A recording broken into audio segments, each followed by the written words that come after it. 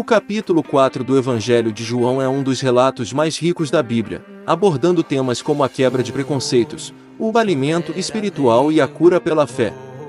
Aqui está um resumo detalhado dividido por tópico. 1. O encontro com a samaritana, Vivenda 1:26. Nesta sessão, Jesus quebra barreiras sociais, religiosas e de gênero ao iniciar uma conversa com uma mulher da Samaria. Vivenda 1:6. Jesus sai da Judéia em direção à Galiléia e decide passar por Samaria. Cansado da viagem, ele para junto ao poço de Jacó por volta do meio-dia.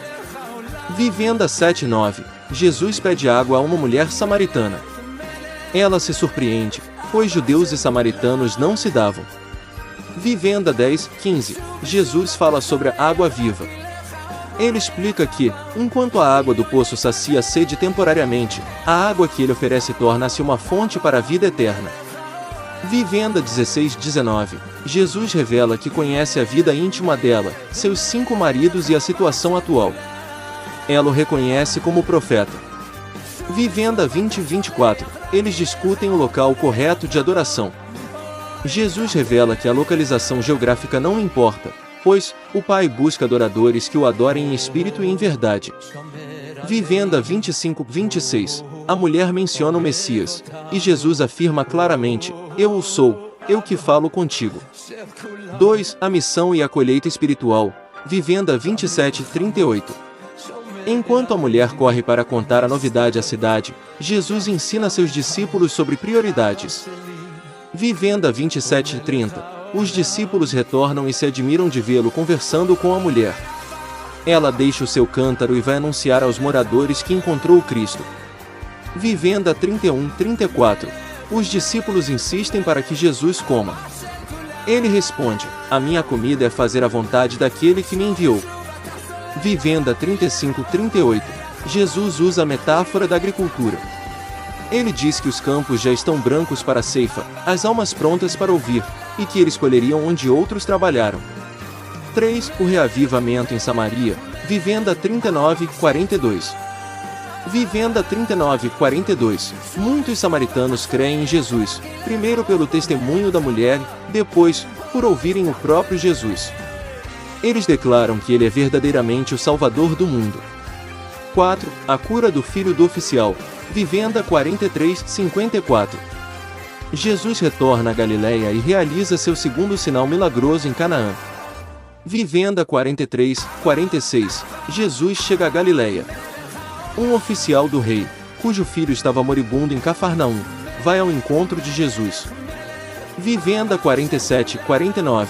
O oficial implora para que Jesus deixe curar seu filho. Vivenda 50:51. Jesus apenas diz: Vai, o teu filho vive. O homem crê na palavra de Jesus e parte. No caminho, seus servos confirmam que o menino melhorou exatamente na hora em que Jesus falou. Vivenda 52:54. O oficial e toda a sua casa creem.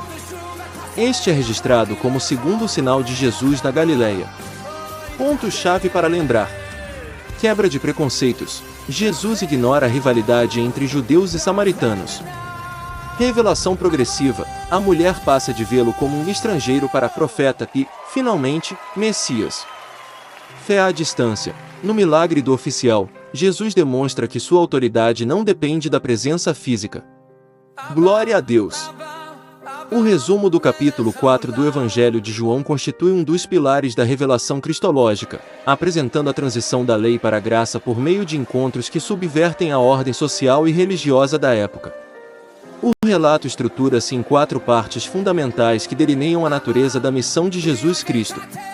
1. A dialética do encontro, quebra de paradigmas e revelação. Vivenda 1:26.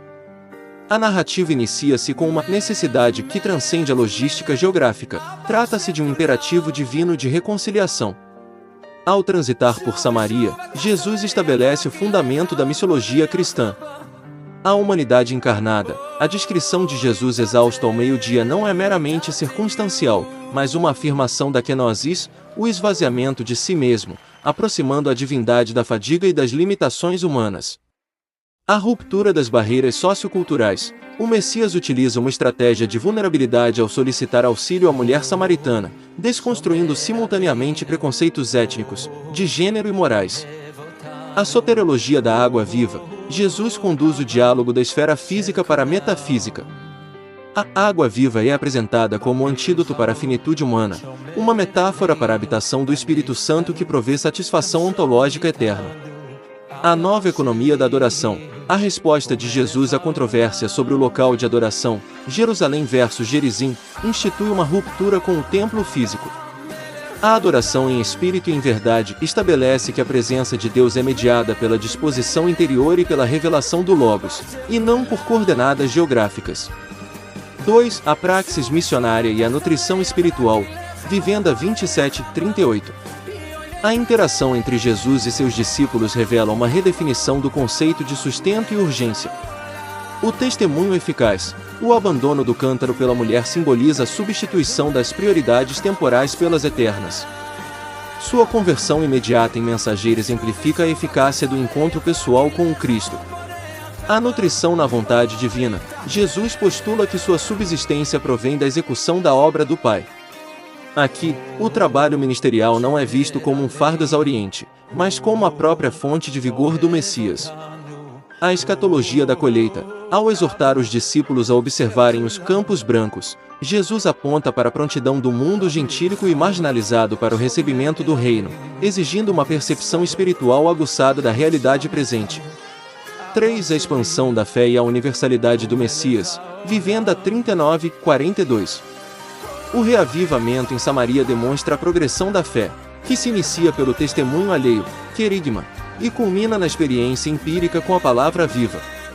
O reconhecimento de Jesus como Salvador do mundo consolida a natureza universal de sua missão, transcendendo as fronteiras do nacionalismo judaico. 4. A soberania do Logos. O segundo sinal. Vivenda 43:54. O encerramento do capítulo foca na cura do filho do oficial, servindo como uma apologia à fé que prescinde do visual. A primazia da palavra. Diferente da fé baseada em sinais sensacionalistas, o oficial demonstra uma confiança absoluta na declaração verbal de Jesus. Autoridade transcendente. A cura operada à distância ratifica a onipresença e a autoridade do Logos sobre a criação, demonstrando que o poder de Cristo não está circunscrito a limites físicos ou temporais. Conclusão. Adorar em espírito e em verdade significa que a vida inteira do indivíduo se torna um ato de adoração, pautada pela sinceridade e guiada pelo Espírito Santo, e não apenas um evento de domingo em um local específico. Aplicação. No versículo 34, Jesus diz que o seu alimento é fazer a vontade de Deus. Isso nos ensina que o serviço cristão não é apenas um dever, mas algo que nos sustenta e nos dá energia espiritual.